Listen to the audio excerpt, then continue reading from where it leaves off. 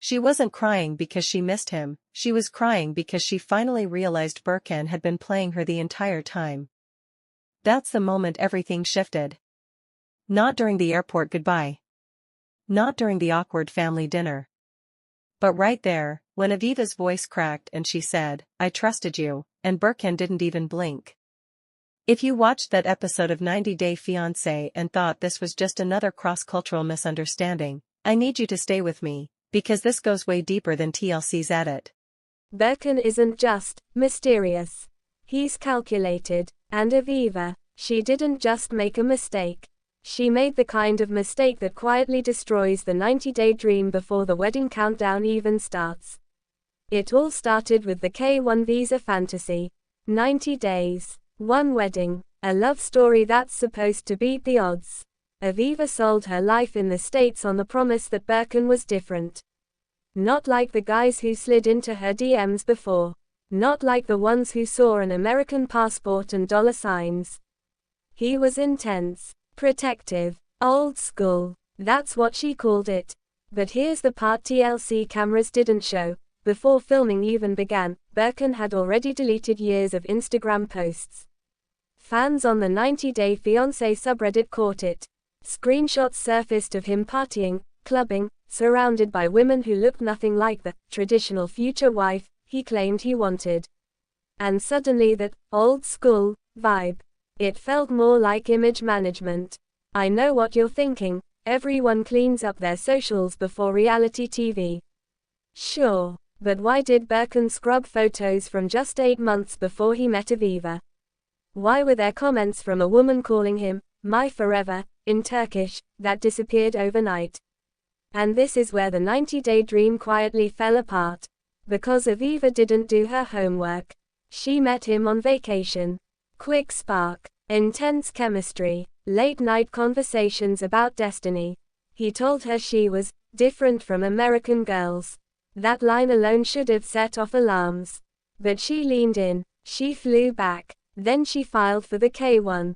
2 minutes in, you can already see the pattern. And if you're the kind of viewer who knows TLC edits for drama, go ahead and subscribe, because we don't just recap, we connect the dots they hope you miss.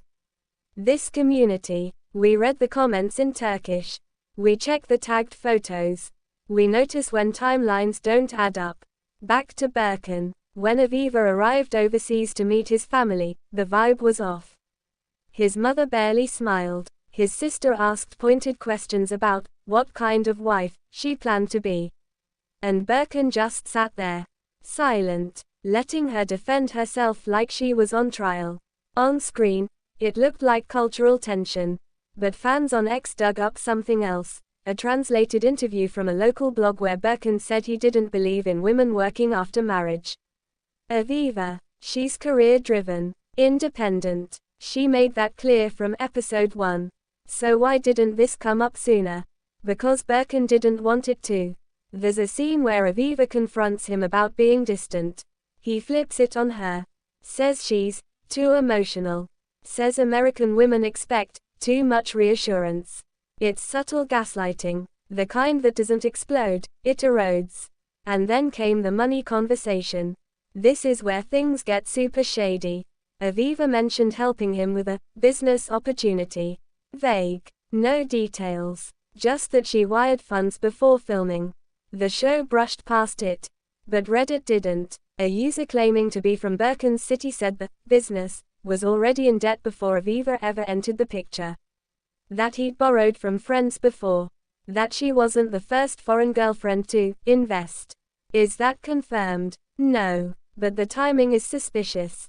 Especially when Birkan started pushing for a quicker wedding timeline the moment her visa approval was delayed. I know what you're thinking, stress does weird things to couples. But listen to this. During a live Instagram Q&A, Aviva slipped and said, "I didn't know about that until after I filed." Then she froze, changed the subject, smiled too hard. That's not editing. That's real-time panic. And this is where Aviva made the massive mistake. She defended him, publicly. When fans started questioning his past, she went into comment sections saying people were jealous and misunderstanding his culture. She doubled down, said love requires sacrifice, but sacrifice without transparency, that's not love, that's control. There's a dinner scene that most viewers overlooked. Birkan tells her, calmly, that once she moves, she'll need to adapt fully. No more late nights with friends. No more solo trips. He phrases it as protection, as respect, and Aviva nods. That nod felt small, but it was everything, because she wasn't nodding to compromise. She was nodding to disappear. Meanwhile, the online chaos was building. The 90-day Fiancé subreddit split in half. One side calling Birkan a red flag walking, the other accusing Aviva of cultural ignorance. Twitter was worse. Threads analyzing his body language frame by frame. TikToks comparing him to past franchise villains who turned out to be in it for the green card. And here's another detail TLC glossed over. Birkan never once mentioned learning English more fluently. For someone planning to move to the US, that's interesting. Instead, he emphasized how Aviva would need to learn Turkish. That's not partnership, that's relocation of identity. Then came the biggest shock. A woman came forward in Aviva's DMs claiming she dated Birkan just weeks before he met Aviva. She provided screenshots, voice notes, plans to visit the US together.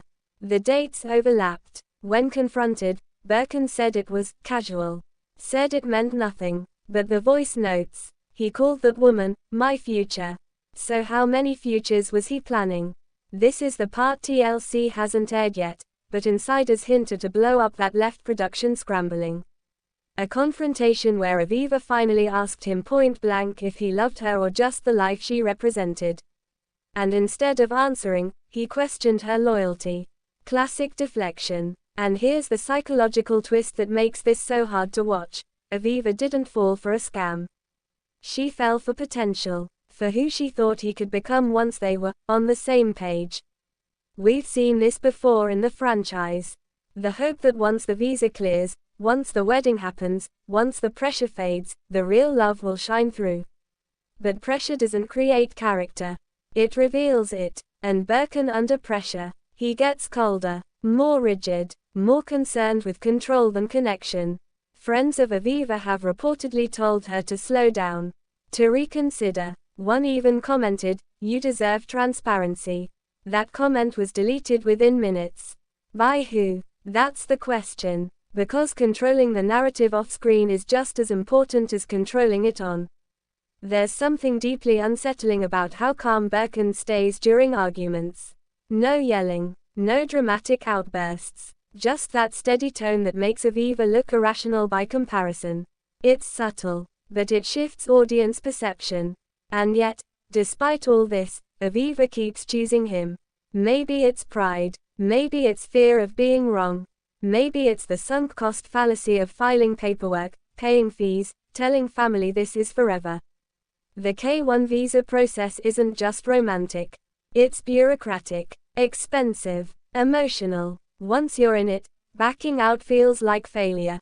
But staying in something unhealthy, that's a different kind of cost. So here we are, a relationship built on intensity, defended through denial, and now cracking under scrutiny.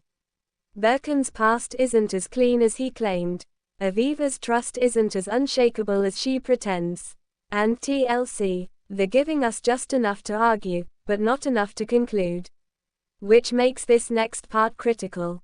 If the rumors about overlapping relationships are true, if the financial help wasn't fully disclosed, if the expectations about her independence were intentionally downplayed, then this isn't just miscommunication. It's strategy. And the real question isn't whether they'll make it to the altar. It's whether Aviva will wake up before the wedding dress is fitted. Because once she steps off that plane with a ring and 90 days ticking, the leverage shifts. The fantasy becomes paperwork, the romance becomes residency, and the power dynamic, it solidifies. So tell me, is Birkan misunderstood and unfairly villainized by fans who don't understand his culture? Or is Aviva ignoring red flags because admitting the truth would mean admitting she gambled her entire future on a man who was never fully honest? If you were her friend, would you tell her to fight for love, or run before the 90-day clock starts?